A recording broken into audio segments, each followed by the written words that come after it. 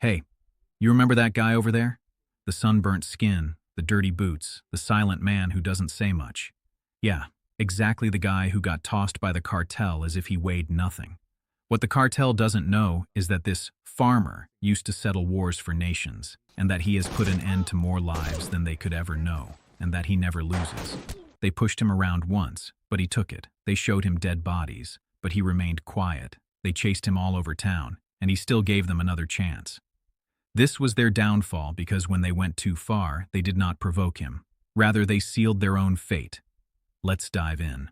Joe had an ordinary life to look at. On the lands of Mexicali in the burning sun, there were vast expanses covered with the green of avocado trees, which confirmed the fact that even in these harsh conditions, the man succeeded in creating something tangible through his own efforts. However, Joe was not working by himself. Indeed, Estra was always next to him, not only as a co-owner of a farm, but also as someone who provided him with peace and tranquility. Together, they provided people with employment and food. Joe managed to maintain a rather low profile for years and avoided conflicts, problems, questions, and most importantly, his own past. Yet sometimes the quiet existence does not last forever. The fruit was rotten even before it could be sold. And soon enough, Joe found himself looking at fields stripped of produce and somber faces. No money, which means he had no way to pay those who worked on his farm. No labor, meaning there would be nothing to produce anymore. This is farming. There are risks. You don't need to be here. Your face is actually distracting me. That's the bug calling the kettle black. Oh, you come around here begging for sympathy. Look at my poor face. No produce, and hence, no reason for the farm to exist. On that particular night, Joe found himself in deep thought, staring at his hands. That did not do any farming. They were hands which had done much more, much worse than that. Hands hardened through years of physical and mental abuse. Hands that carried memories of countless battles, of countless missions, of countless deaths. Because Joe was never a farmer. Prior to his present occupation, Joe was an ex-soldier in the Special Forces unit, tasked with destroying anything that got in his way. Having run out of other alternatives, Joe finally had to resort to illegal underground fights. This subterranean life was characterized by vicious fights between desperate people motivated by the hope to earn some money to stay alive. There were no judges, no fair play, and no mercy. There were merely brutality and rewards for winners. Even the police officials attended such events to bet on their favorite fighters. Joe participated in the fight without making much noise. He had his trusted employee and close associate Lopez at his side. The fight with the first contestant was very brief because Joe's opponent rushed to him with his fists raised up ready to attack. In a fit of despair, this guy even tried to bite Joe, but he did nothing more than put himself to death as soon as Joe managed to choke him to death in a matter of minutes. The second opponent tried to outsmart Joe. Pretending to be hurt, he made Joe go near him. For him, this was a joke, an act that was so easy to see through. He immediately ended this one in quick and precise fashion. This third opponent was a tough one as well. A good fighter at jiu-jitsu, he almost managed to turn the tables on Joe. For a moment it seemed like he was going to lose, but he wasn't going to react anymore. Instead, he took control, using all the strength and experience he had to overpower his opponent, who almost had to dislocate his arm before being defeated. The fourth and final opponent of the night was the Bone Crusher. This giant of a man, famous not only for his size but also for his speed and strength, walked into the ring with confidence, as if he finally found his match.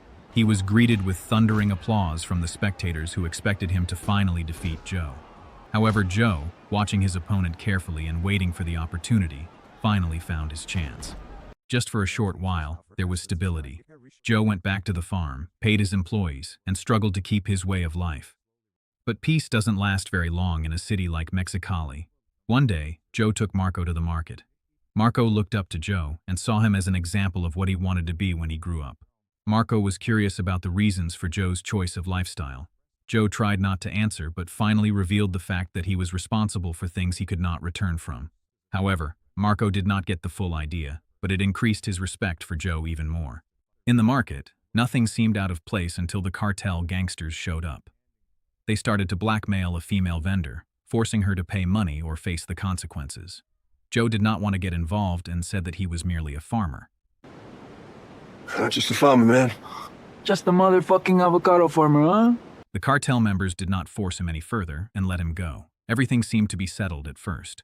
However, when Joe left, gunfire echoed across the marketplace. The female vendor fell lifelessly, shot without warning. Marco was enraged, but Joe remained calm inside. On their way home, the cartel came back and attacked them, pursuing them down the road. Joe tried to get away from the trouble, but his already broken truck didn't respond, and they crashed into a tree. Joe lost consciousness, and when he regained it, Marco saw how he knelt on his knees with a gun aimed at him. Chavez was a proud son of a high-ranking cartel member. He looked down at him with arrogance and spoke about respect and power. Marco tried to beg him for mercy, but he was too arrogant to notice. Chavez almost pulled the trigger, but Joe suddenly acted. In less than 2 minutes, he took one person's gun away, grabbed another weapon from somewhere, and killed them mercilessly. Marco just looked at him shocked to see who the guy really was. Joe said nothing and only gave Marco the shovel to start digging. Weeks went by, and there was no word from them. They even began to think that everything had worked out perfectly fine. Until Baptiste came around. Well-dressed, collected, and with a smile on his face, he finally introduced himself as a businessman looking into buying their land. However, right away Joe understood that something was off. Accompanying Baptiste was Ruthie. While having conversation with Baptiste, he casually let on bits of information that only someone from the cartel would know: that the burned-down truck, the shallow grave, the missing people. Right away, Joe grasped what had happened. The cartel found them. Joe tried to remain calm, but in his mind, he was already formulating an escape plan. Returning to his house, he told Estra they needed to flee right away, without asking why, because she understood how afraid he was. However, before they could flee, Baptiste came once again. This time it was with Chavez. He talked about Chavez, about the dead bodies, about what will happen. For sure, he was up to something that might be very alarming for Joe and Estra. Joe and Estra attempted to flee and headed to find Marco, intending to leave together with him. Unfortunately, by the time Joe found Marco, it was already too late because he was dead. It was a message left for Joe from his killer. Hence, this news brought Joe to his knees as nothing else did before. Although he felt guilty as if he betrayed Marco, who trusted him and respected him. Joe's grief soon turned to fury, and he made a choice not to escape but confront the situation. When the soldiers of the drug cartel came to kill him, Joe fought back using a machete and killing each soldier in an incredibly efficient manner. He was no longer fighting for his life, but it was all about his revenge now. Even Ruthie could not defeat him when he approached and challenged Joe. Despite all this, Joe still managed to escape, but with numerous injuries sustained, with everything he ever had lost. While he recovered, Joe genuinely proposed that they flee and try again elsewhere. But Estra refused this time, since the farm had been in her family for generations, and she was not about to give it up. Realizing that she would not change her mind, Joe accepted to do battle. He started training Estra in knife-fighting tactics to help her defend herself from those who might be bigger and stronger than her. However, before they got their chance, the Baptiste kidnapped Estra and used her to pressure him into surrendering. This was the final straw for Joe. Joe killed several gun dealers along with all those who came in his way and got ready for the upcoming battle. Then, he went back to the farm, which now had the protection of cartel gunmen. He acted like a shadow and wiped out all the guards before they could react in any way, transforming the place into a slaughterhouse. When Baptiste came back, Joe was waiting there, fully prepared. He made him call the boss of the cartel. However, once the heavily armed cartel came around, Joe did not waste any time on second thoughts. As soon as he spotted the boss, Joe did not hesitate at all and fired on him.